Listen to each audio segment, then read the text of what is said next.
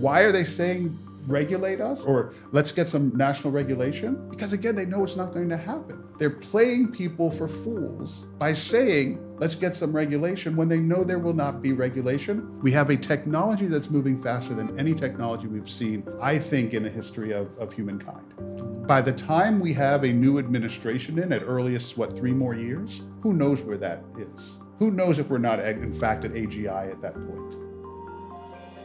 Welcome to the Regulating AI podcast with Sanjay Puri. AI is changing the world faster than rules can keep up. So how do we protect people without killing progress? Each week, Sanjay brings you inside conversations with global leaders, policymakers, and innovators who are wrestling with that exact question. So if you're curious about the future of technology and how it's governed, you're in the right place. Today's guest is Roy Austin, a leading voice at the intersection of civil rights, law, and technology, a professor at Howard University School of Law, and the former Deputy Assistant to President Obama for Urban Affairs, Justice, and Opportunity. Roy has spent his career confronting systemic inequity where it matters most. At a time when AI governance and civil rights are colliding, Roy brings rare clarity, grounding big ideas in lived realities, constitutional principles, and the urgent need for justice by design. Roy, welcome to the Regulating AI podcast. Well, thank you so much, Sanjay. Wonderful. Roy, we have a global audience. It's an audience that's obviously made up of policy leaders, the kind of folks that you interact sometimes, members of Congress, Senate, etc. But there are people from around the world, there are CEOs and others. So there might be questions that I ask that might seem intuitive to you and me, but we need clarification for them. So, Roy, we are living in very interesting times as far as AI is concerned. There's something happening every day. However, if you go back, you co-authored the Obama administration's 2014 report on big data and civil rights. So when you look a decade ago to the governance frameworks that you put in there, and you look now, firstly, are there any frameworks that are replicable there? And also with the coming out of Gen AI and agents and stuff like that, would changes be needed? What are your thoughts in terms of that for our audience? Yeah, it's what's surprising is that I think we actually got it right in that report 10 years ago. And that was a real understanding that, garbage in, garbage out. So the data is the concern. And that is that if you don't have good data, if you don't have disaggregated data, if you don't have truthful data, you're going to get bad results. And that is part of what that report said. In that report, take employment, for example. Yes. We were starting to see these companies that were starting to use the big data that they had to figure out who to hire. Well, you look at something like what happened, I think it was with Amazon, yes, where Amazon said, okay, we're going to use AI to figure out who we should be hiring.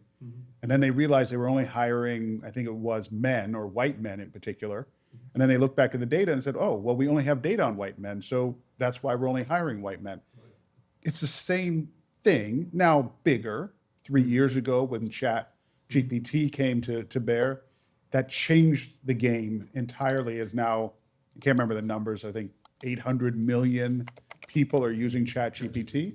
So it goes from a small problem where it's like one company or two companies to now we're really dealing with the whole world. But, in 10 years, it's the same issues in many respects that we didn't get a hold of back then that we're now dealing or trying to deal with now. Roy, just let's look at the global and then we'll come back to the US framework.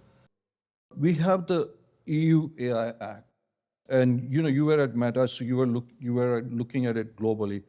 They're basically the only region, country, continent, whatever, that has an actual legislation that has been passed. And they have a risk-based approach, low risk to high risk based on that. In the United States, we look at it more sector-wise. And you had such an incredible career. Which is a better framework, especially from a civil rights standpoint, if you were to pick? Or is there anything better? Look, we need a framework. Let's be clear. And that's what we're lacking right now in the United States, is any kind of framework at all. Right now it is every company, every man for himself is really what we have right now. The EU framework is an excellent framework in that it talks about transparency. It talks about making sure that you are protecting people and individuals and human rights.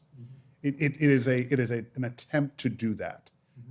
I don't have a problem with that. What I have a problem with is here in the United States, the pushback against any regulation. The fact that the tech companies right now are putting a minimum of $100 million behind candidates who refuse to engage in any kind of regulation. We need to regulate. We've regulated technologies in the past, and we've still been able to move forward. And what we have here now is this idea that, if we regulate, we're going to lose to China. No. If we regulate, we will regulate. The companies will answer the questions, and they'll be able to go ahead and continue to do the advancements in technology that they want to do. But we'll have some transparency. We'll have some accountability. We'll have some standards.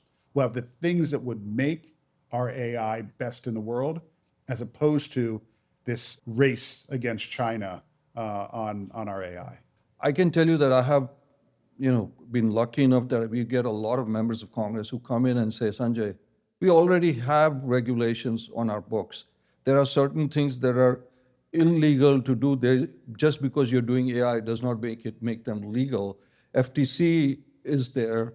You have FDA, which is, so to speak, watching for medical devices that are AI. There's Department of Labor, all those things. What do you say to these policy leaders who will be listening to you also, that, hey, we already have a lot of these things in place. We don't need more regulation. Okay, so we have some laws in place. Okay. Obviously, we have, when you think about maybe where mortgages are and things like that you're not supposed to discriminate on those. But tell me how many times these companies have been successfully sued for violating any of these supposed regulations, or that the regulators have come in and done anything, especially in this current administration. Okay? It is actually quite rare. And the reason it is quite rare is because we don't have strong enough laws. We don't have strong enough regulation. We're not asking them enough questions. Does anyone really think that we have true transparency with regard to how these models are being built, the data that is inside of them, the algorithms that are being used to determine what the responses are going to be? And what we're finding more and more is we're finding companies are doing it themselves, believing that at some point they're going to be called to the carpet to, and I don't mean the companies being the AI, the frontier companies, but individual companies who are using individual data in highly regulated industries. They themselves are trying to find ways to self-modulate, to self-regulate. But we don't have real regulation coming from the government. Take child safety, for example. Child safety seems to be this bipartisan issue. Nonetheless, name all of the child safety regulations that are stopping what we are currently seeing, which are, in some cases, young people who are killing themselves over AI. What is protecting those young people? We have pushbacks against civil rights. The idea that these models may, in fact, be treating different people differently based on their protected characteristics. What's preventing that? Except for maybe a little tiny bit in housing, employment credit. Beyond that, there's very little. And beyond that, they really haven't gotten a lot of legs when people have actually tried to sue these companies. The Trump administration and a lot of other people have said, this is a national security issue. Do you buy that AI is a national security issue? I mean, you don't want what everybody who posts on there, you don't want the company to be liable for everything that they post.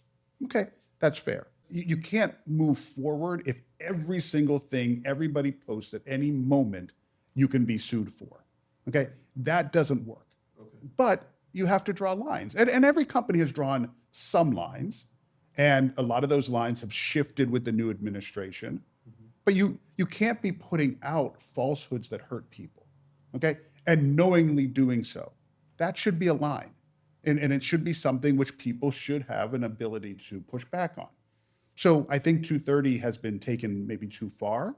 I think it doesn't give a lot of people the ability to push back when they are personally hurt. If a company hurts you, you should be able to get some kind of help, some kind of fix through the law. So that's with regard to, does this hurt a company's competitive advantage to have certain levels of transparency? Look, I'm not saying that you have to open up everything, okay? But there are basics there. Where is your training data coming from? Is that really going to prevent you from being competitive against another company if you answer that question? What are the algorithms, the basic algorithms that are being used when it comes to democracy? Let's say with regard to democracy, how are you making a determination what to allow to be put in front of people when it comes to questions of democracy? What are you doing as opposed to just, if I post something and I have a certain number of friends, what are you doing to change which of my friends see my posts and when they see them? Is that going to destroy your competitive advantage if I say that and I realize that what you're actually doing is you're allowing the targeting of certain individuals with certain information? I mean, I'm not saying that you have to open everything up to everybody, but there should be some amount of transparency that doesn't currently exist. Now, look, if you actually allowed some level of regulation, what you could find is that there is an agency, an independent agency, a truly independent agency. And look, I know the Supreme Court just dealt with some of this today, and it's not looking good for the existence of independent agencies. But the idea of creating an independent body that could look deeper into these things would be a fair way to do it, as opposed to necessarily putting everything out publicly. But you have to come together and create that kind of governing body. What are the standards? This is a standardless industry. What are the standards as to who you can target, when you can target them? When can you put stuff in front of children and not put stuff in front of children? There are no standards to this. That is something which we need to work on and not have this kind of false, oh my God, if we do any regulations, China's going to beat us. I'm not all that sure that we are all that far ahead of China right now. China can build, we know, because I want to say NVIDIA has complained about this, China can build a data center faster than we can.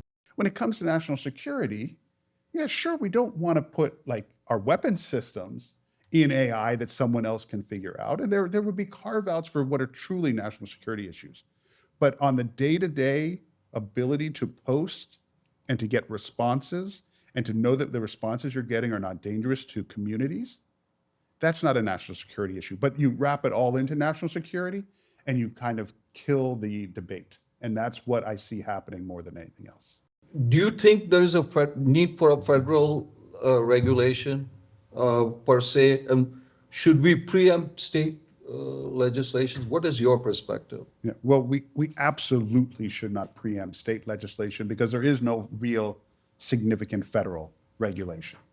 So let's talk about the joke that is the idea that there is going to be federal regulation anytime soon, okay? It's not happening. Democrats and Republicans have come together to talk about child safety, and there hasn't been for at least 2, if not 3 years now, with regard to technology and AI.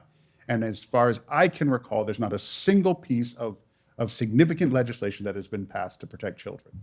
Okay, if we cannot create in the United States a single piece of legislation to protect young children from technology and AI, what makes anyone think we're going to get other regulation? The companies know this.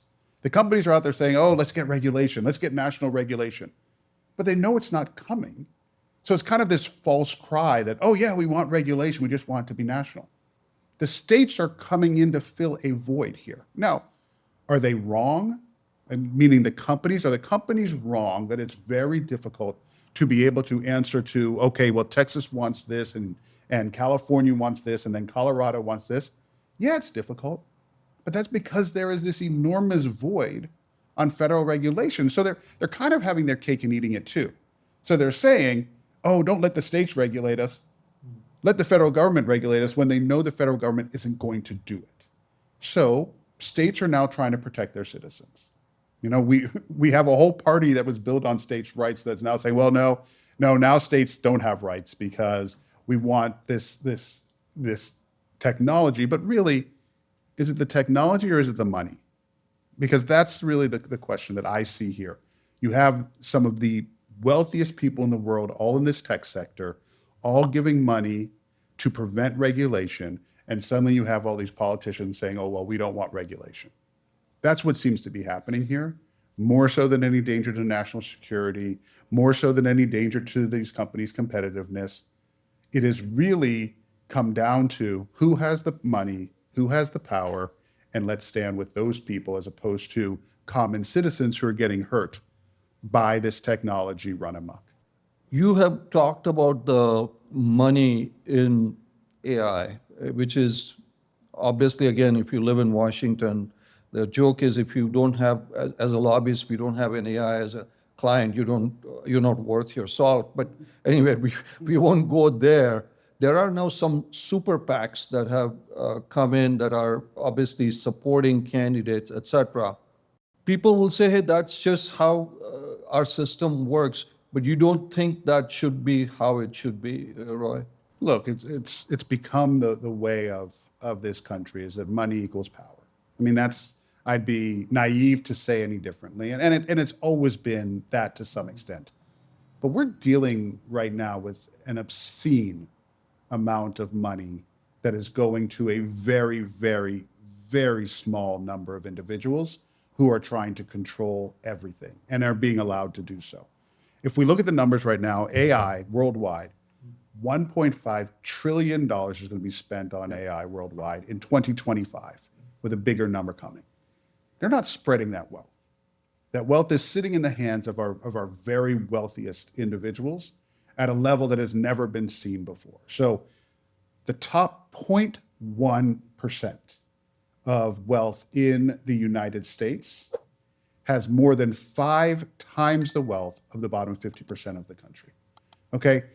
The wealth inequality in this country has become obscene to a level that people are just kind of fed up with it. And what are they using this wealth for? They're using it for, okay, we're going to make the world, or we're going to make the country a better place. No, they are accumulating this wealth and holding on to this wealth and building bunkers for themselves while others are struggling to find jobs and struggling to eat. They're creating a technology that is going to destroy jobs. Are they spending as much time and effort into figuring out how we save jobs? No, they're spending the money to accumulate more wealth. So my concern is look, we live in a capitalist system. It is what it is. But we've reached a point now where the top of that capitalist system is so obscenely wealthy, and the Supreme Court has allowed them to be so obscenely powerful that they're trying to take over for everybody. They're trying to determine democracy for people. They're trying to determine the rules that people will follow.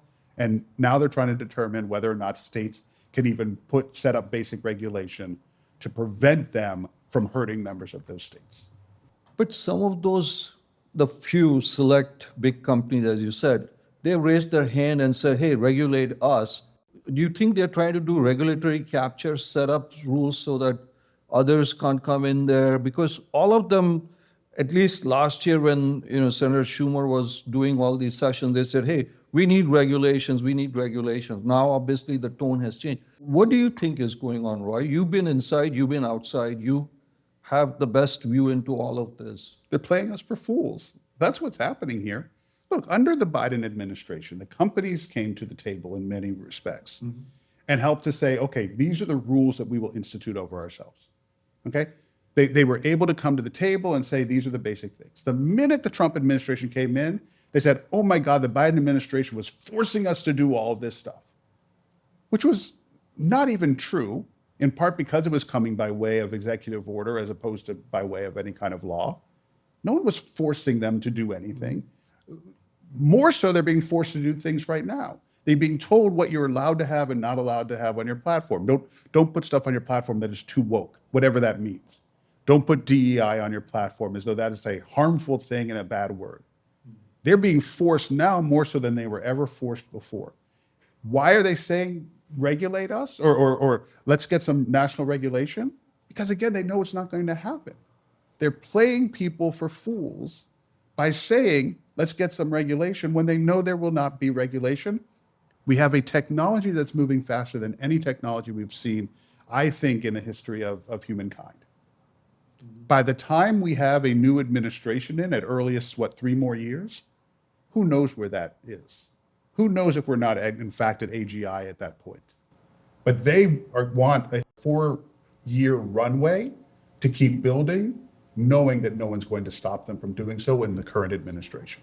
How do policy leaders, whether it's the administration or policy leaders, let's just say we have a federal regulation here, but we've got AI agents, we've got AGI, we've got multimodality, all those. You have a member of Congress who's dealing with Ukraine, he's dealing with border security, he was dealing with Hamas the same day.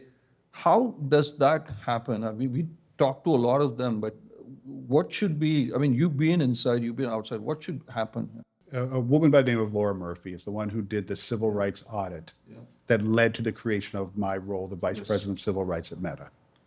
I think her work was prescient as far as what these companies need.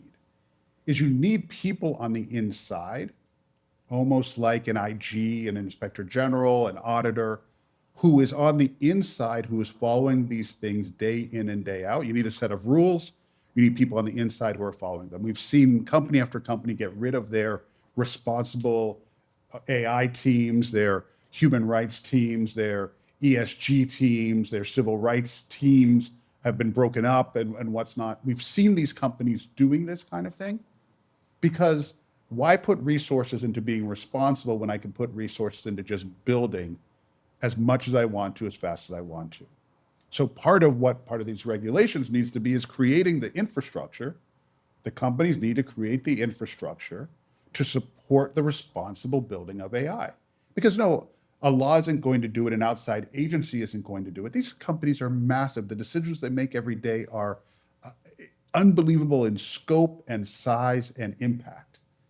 It has to be in part internal, where you have a team that is somewhat independent of the leadership to look into these things, to answer these questions, and has to be empowered to do so, as well as a set of rules and regulations that they are making sure the company is following. It cannot be done wholly from the outside. Let me give you an example. As you have the oversight board at Meta, which I think is a wonderful idea, is you create this board of experts outside of the company to weigh in on what the company does. This oversight board makes maybe, let's say at most, 50 decisions a year. 50 decisions a year on a company that is making millions of decisions every minute. That's not fast enough. And they have no teeth. So you have this oversight board that has 0 teeth. What can they do? Shame a company? These companies don't feel shame. These companies want to build and want to build wealth. And no one is going to tell them, oh, you got that one answer wrong. And they're like, okay, so we got that one answer wrong. We've now put in literally millions of other answers in the meantime. Okay, we'll change that one answer. You have to create something with accountability. You have to create the structures internally. You have to have external watchers as well, external bodies as well. And it has to all be operating at the same time. One question I have is, does self-regulation for companies work? I mean, they say we're going to self-regulate ourselves. We're going to have this committee, that ethics board, that. Does it really work? Not even close to working. I mean, look, we've had these recent incidents where we've had people apparently killing themselves because of what is happening online. Yeah. How did that happen? Well, part of it happened because these companies are putting products out on the market so quickly. They're not doing the adversarial testing that needs to be done. They're not doing the red teaming that needs to be done. There are no set of rules that are stopping them from putting it out into the public. Those need to be created. So no, self-regulation. I mean, look, they're all going to say we're trying to do good, but most of these are really techno-optimists, which is at the end of the day, they believe that just more technology is going to be better for society. That's where they are. That's not necessarily true. We've seen the history of technology, and that's not always true. What will make it better is if there are, in fact, rules of the game and rules of the road. And here's the thing is the companies have the resources to spend on regulation. What? Okay, if I tell you have to answer these 100 questions, okay, well, how does a company do that? Let's talk about the large companies. Well, you hire the people who can answer those questions. That's what you do. If I don't give you regulation, what do? Well, I put that money into R&D, and then I release things, and oh, shoot, that hurt people. Let me go back and look at it now, as opposed to what are the tests that we have to perform before we release things? That's really the question, and that's where I think it should be. If a product does harm, who is liable here? Is it the producer of the company, the implementer, or the user? And the second thing is, when those kids committed suicide, OpenAI said, we just have a chat box. I mean, and our chat box is used for making Christmas lists, helping you figure out about your diet and everything else too. Well, look, there's always going to be some level of individual responsibility. We have to be responsible for the choices that we make, but we also know that people are going to make some really bad choices. And so take something as simple as seatbelt laws, okay? We have seatbelt laws because we know people would make bad choices. Now, is putting a seatbelt really restricting your ability to be free and everything else? No, it's not. And so we create those basic structures to provide safety for individuals. Same thing with, let's say right now, vaccines, which is, become a hot political topic, but shouldn't be. But it's going to help people in the end of the day. So what's better for society, allowing these companies to grow that big, misusing this labor? Should we get rid of, health and safety in factories? Well, yeah, the companies could grow probably bigger and faster if we got rid of the health regulations. And, a few people may die along the way, but you know what? But we're faster, we're bigger, we're better in that way. That's the same kind of argument that tech is making right now. Yeah, there are going to be regulations. There should be regulations on you. Yeah, it may cause you to slow down an iota. But what's better at the end of the day?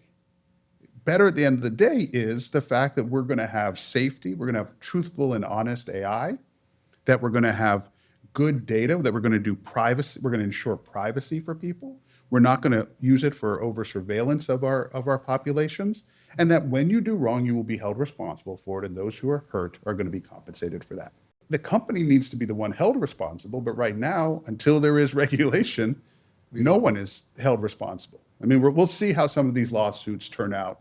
They get sued, they realize they're going to lose in the court of public opinion, whether or not they'll lose in a real court. They pay a couple $1 million and they go about their business. Because to them, again, we're talking billions, if not trillions of dollars. To give a family that has just lost a loved one a couple $1 million is pretty easy for these companies.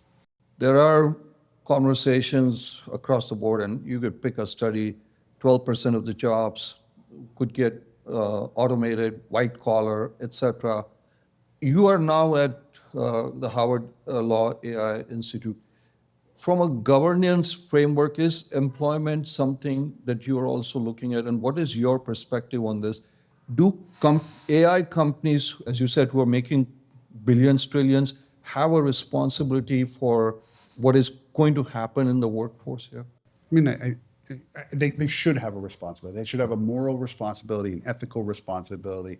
The massive loss of jobs should be something that we all care about. There's so many of us who gain our self-worth from the work that we do day in and day out, from our ability to feed our families, house our families, even buy some nice things now and again. If you get rid of jobs, you're really hurting people and their ability to do so. Well, if your product is responsible for this, then yes, there should be a level of responsibility. And we need to figure out what this looks like. And, I'm mixed on how many jobs we're going to end up losing. I've heard those numbers, 10, 12%. I mean, the problem is that, and this is something that people have to realize with AI, and I know you do, Sanjay, you understand this. The responses are engineered. So one side is going to engineer the responses to support them. The other side is going to engineer the responses to support them. And then you're going to have this battle of responses. And what's going to break that battle of responses, or who's going to determine who wins? a human being at the end of the day. So a human being is going to have to look at all these responses and look at all these responses and say, okay, well, which way do we go? So I don't know at the end of the day how many jobs we're going to lose, because you're still going to need, as they call it, a human in the loop. You're still going to need human beings, because there's no ultimate truth to AI. It's not like AI is telling you this is the answer to every question. It's still going to be human beings who are going to have to answer this question. But that being said, just to answer your question more directly, those who take the jobs need to be responsible in thinking about, well, what are we going to do to replace those jobs? What are we going to do to, giving people more time is not really the answer here. It's not like we need to watch more TV or scroll through their, Reels and Instagram and TikTok more. I'm not sure how many people on average need more time, but there are people out there who are going to have zero as far as work to do. And what's going to happen to those people? What are they going to derive their self-worth through? What are they going to use to feed and house their families? What are they going to do? And that's the question, is because the jobs that we're looking at losing right now are kind of your first line jobs. The people being incredibly hurt right now are your recent college graduates. That's the thing. You said you don't know how many jobs are being lost. Well, the ones that are not being hired are the jobs that are being lost, Roy.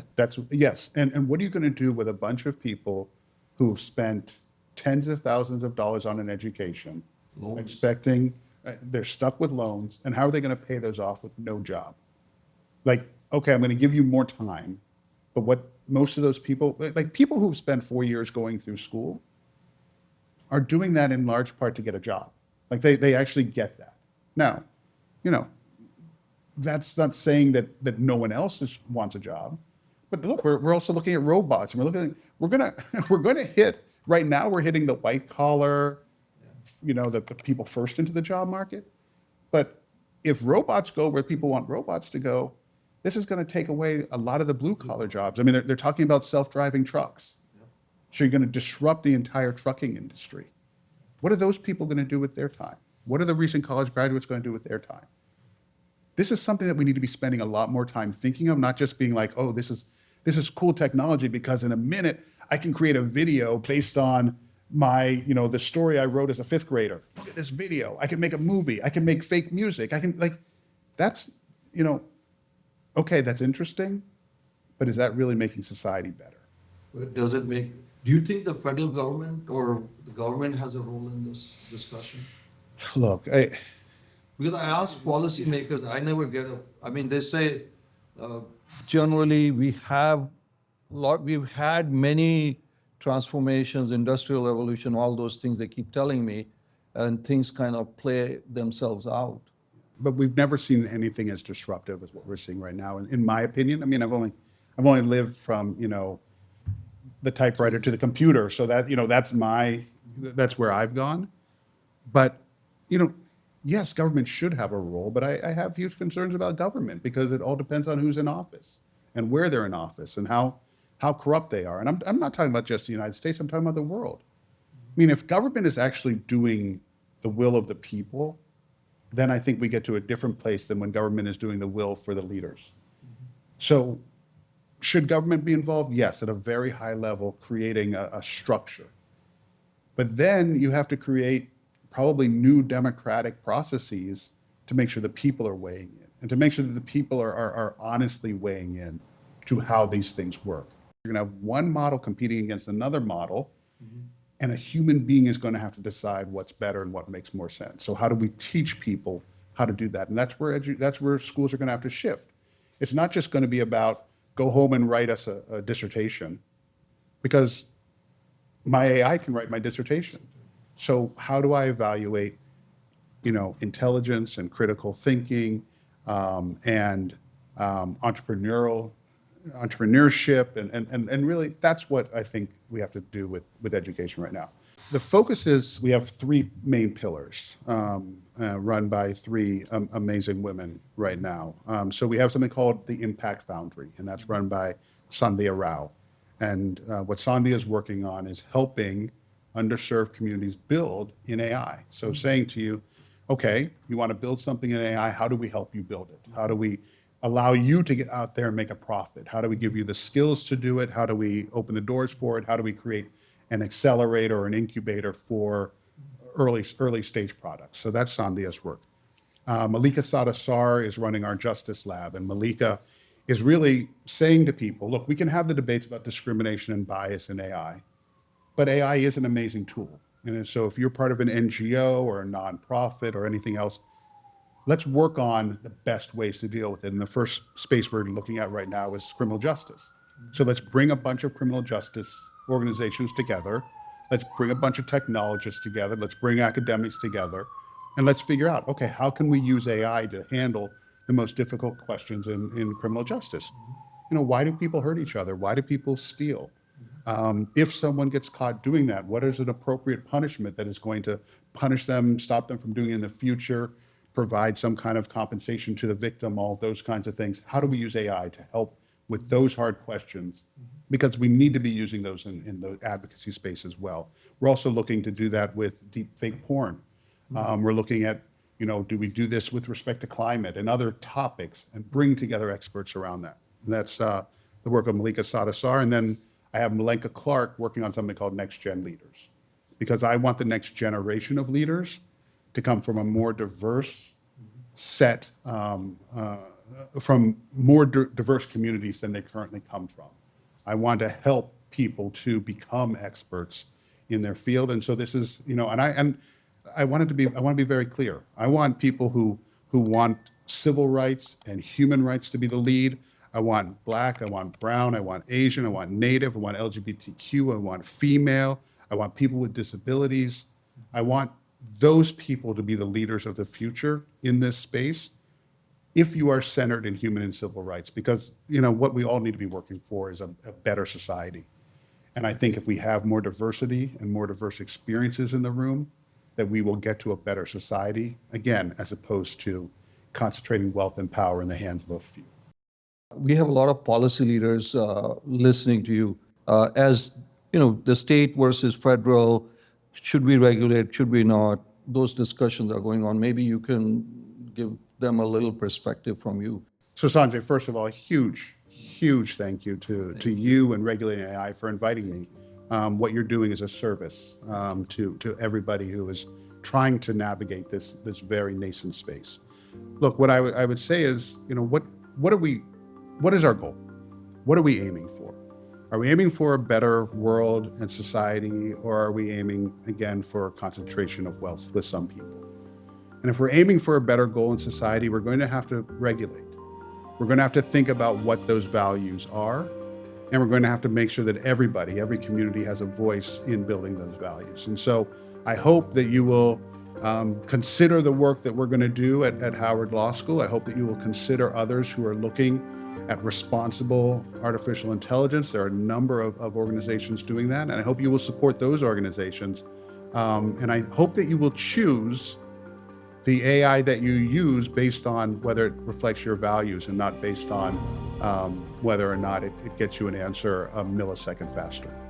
Roy, this has been fantastic. I mean, your perspective on, you know, bringing human elements, bringing civil rights, making sure there is no concentration of power, making sure, you know, we are really building a great society, not just in the United States, but I think around the world, because this impacts the rest of the world too, because we are exporting our stack. I mean, when you look at 800 million users of OpenAI, the second largest number of users are in India and growing. So you bring a fantastic perspective. I really enjoyed this. And for folks who want to know more about Roy's work, please check him out at Howard University Law School. He's building an incredible program together. As I said, he brings that background in government, he brings it in commercial entities, and now in academics, a tremendous background. So, and if you like this podcast, please like and subscribe. Roy, thank you again for being with us. Thank you for being on the podcast. Huge thank you, Sanjay. Thank you. Thank Thanks for tuning in to the Regulating AI podcast with Sanjay Puri. If you enjoyed today's conversation, don't forget to leave a comment. We'd love to hear what you thought. Share it with someone curious about the future of AI, and join us next time for more stories and insights from the leaders shaping what's ahead. Right here on the Regulating AI podcast.